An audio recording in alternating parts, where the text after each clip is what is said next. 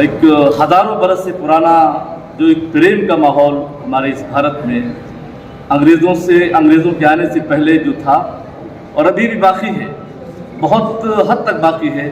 हम चाहते हैं कि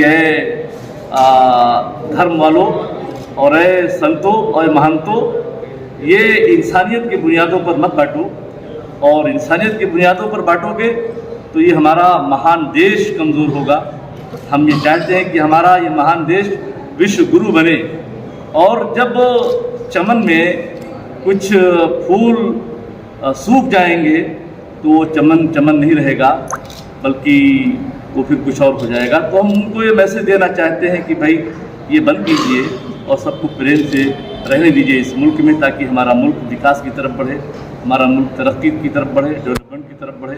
उनको ये हम मैसेज देना चाहते हैं। बात हिंदुत्व आइडियोलॉजी वाले वो ये कहते हैं कि ये मुल्क हिंदुओं का है और हिंदू ही इसका मालिक है, बाकी लोग इसमें नहीं आने चाहिए, और जैसे क्रिश्चियन है, दलित है, ओबीसी है, इन लोगों का इसमें हक नहीं कहते हैं। तो क्या इसको क्या जवाब है? कहने को तो बहुत कुछ कोई कह सकता है, कहने को तो आप भी कुछ कह सकते हैं, हम भी कुछ कह सकते हैं, लेकिन जाहिर सी बात है कि कोई ज़मीन किसी की नहीं होती है, वो इंसान उसके मालिक होते हैं।